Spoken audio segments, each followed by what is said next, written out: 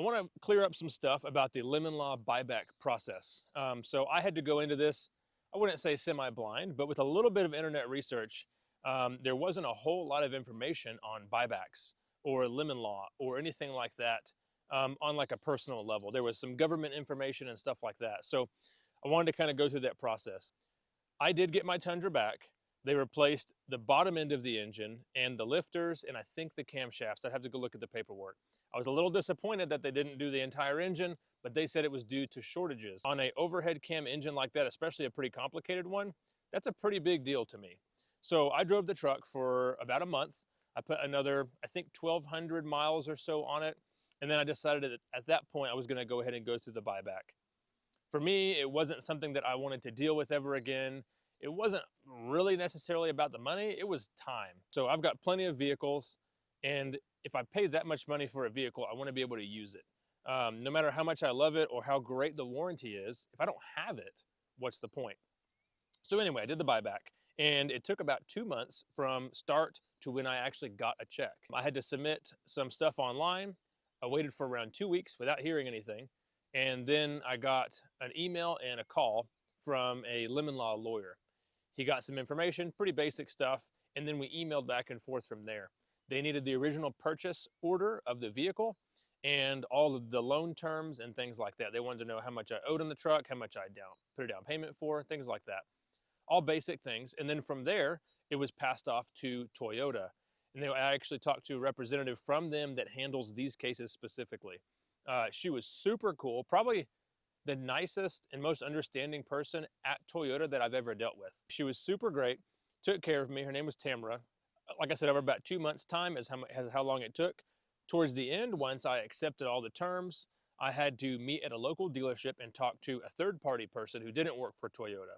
And what he did was he did a once-over of the vehicle, checked for any major damage, accidents, missing factory components and stuff like that. I did have to return the vehicle back to stock. Well, I guess I didn't have to, but if I didn't, I would lose a lot of money. And as you saw, my truck was modified with some pretty high quality stuff. Street price on all those parts and labor would have been somewhere around $8,500, I would guess. I own a shop, so labor didn't cost me anything, but there was quite a bit of money in parts. So we pulled off the lift kit, the wheels and tires, the fender flares, the bed cover, you know, all that kind of stuff. The only things I left were the things that were too difficult or not worth my time: extended brake lines and the tough skin liners. So anyway, I left those on the vehicle. The guy came out, did a once over of it and said, yep, okay, everything is fine. We're gonna go ahead and write you a check. So he already had a check made out actually, and signed some forms and he handed it over to me. The one downside with the whole process was depreciation. They did hit me for about $7,000 in depreciation. I know there are people that did get the full buyback price or the full purchase price for their Tundra.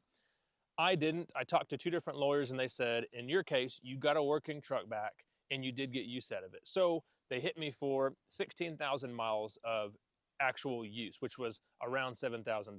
So that part kind of sucks, but for me, it was a lot more, the money part of it was not the major concern. It was having something that I paid for and being able to use it. These trucks are really expensive nowadays. I mean, a new truck nowadays that's in decent, you know, like trim costs what a house did 15 years ago. A small house, granted, but still. So pretty big deal to me and what I had invested in the truck, as far as like, you know, I paid off close to half of it already in a year, and didn't get to have my vehicle. So that was the main reason behind it. Oh, you know what? I will cover one more topic, and that's the 4Runner. So people were quite upset when I hated on the 4Runner in my other video. The main reason was comfort. The 4Runner is not a terrible vehicle, it was terrible for me. I could not ride in that thing for more than 30 minutes without having just awful back pain. And I had a spinal fusion a little over a year ago, so that definitely contributes to it.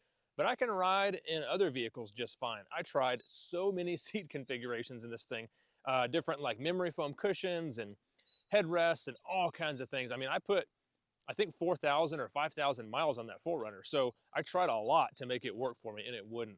I've had several other older 4Runners and they were just fine, but I wanted to clear that up. I'm sure the 4Runner is a fine vehicle. I wouldn't buy one. But anyway, hopefully if you're having to go through this process, maybe some of this information will help you out with the lemon law stuff. Let me know if you have any questions, put them in the comments. Thanks for watching.